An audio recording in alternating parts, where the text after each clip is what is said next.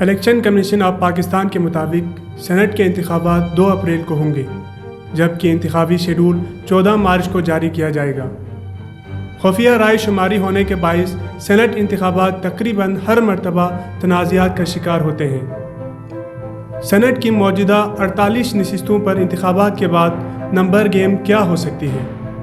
Saint انتخابات کے نتائج کا اندازہ صوبائی اور قومی اسمبلی میں پارٹی پوزیشن سے لگایا جا سکتا ہے، تاہم رائے شماری کی وجہ سے وفاداریاں تبدیل اور نتائج حیران کن بھی ہو سکتے ہیں۔ ابھی ایوان بالا میں موجود 48 اراکین جو 11 مارچ 2027 کو سبکدوش ہوں گے میں پاکستان تحریک انصاف کے 17 سینیٹرز، پیپلز پارٹی کے 9، بلوچستان عوامی پارٹی کے 6، پاکستان مسلم لیگ نون کے 5، جمعیت علماء اسلام پاکستان کے 3، عوامی نیشنل پارٹی کے 2، MQM کے 2، آزاد کے 2، مسلم لیگ کاف اور بلوچستان نیشنل پارٹی کا ایک سینیٹر شامل ہے۔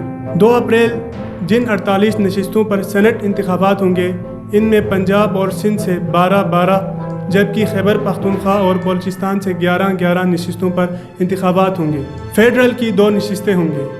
ہر صوبے کو 7 جنرل نشستیں، 2 ٹیکنوکریٹس کی نشستیں اور 2 خواتین کی نشستیں ملتی ہیں، جبکہ 2 نشستیں اقلیتوں کے لیے بھی مختص ہیں۔ کون سی جماعت کتنی سینٹ کی نشستیں لے گی، اس کا دار و مدار صوبوں اور وفاق میں متعلقہ جماعت کی پارٹی پوزیشن سے بھی واضح ہوتا ہے۔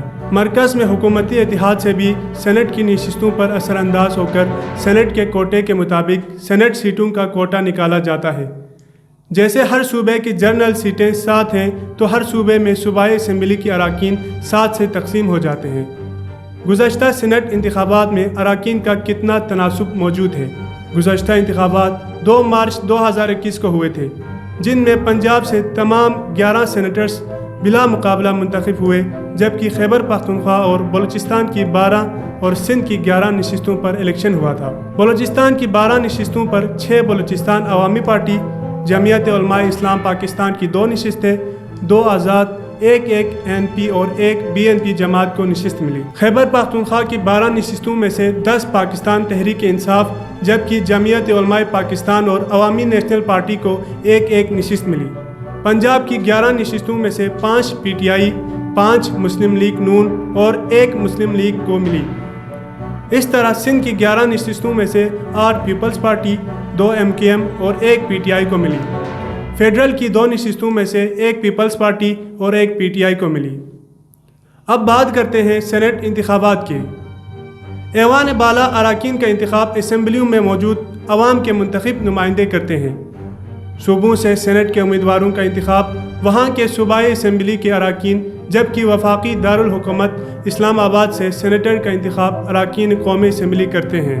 سینٹ الیکشن کے روز 4 صوبائی اسمبلیاں اور قومی اسمبلی پولنگ سٹیشنز میں تبدیل ہو جاتی ہے اور الیکشن کمیشن آف پاکستان کا عملہ پولنگ کرواتا ہے۔ فاٹا کی 4 مخصوص نشستیں 25ویں آئینی ترمیم کے تحت ختم ہو چکی ہیں، جس کی وجہ سے سینٹ کی کل نشستیں 100 سے کم ہو کر 96 ہو گئی ہیں۔ 11 مارچ کو سبکدوش ہونے والے سینیٹرز۔ ریٹائر ہونے والے 52 سینیٹرز میں chairman senate Sadiq Sanjrani, deputy chairman Mirza Afridi, قائد ایوان اسحاق ڈار، قائد حزب اختلاف ڈاکٹر شہزاد وسیم اور سینیٹر رضا ربانی بھی شامل ہیں۔ سبکدوش ہونے والوں میں مسلم لیگ نون کے حمایت یافتہ 13، پاکستان پیپلز پارٹی کے 12، PTI کے 8، جمعیت علماء اسلام فے، پشتونخوا ملی عوامی پارٹی اور نیشنل پارٹی کے 2 اراکین ہیں۔ بلوچستان عوامی پارٹی کی حمایت سے منتخب 6، جبکہ جماعت اسلامی، MQM اور مسلم لیگ فنکشنل کے 1 سینیٹر شامل ہیں۔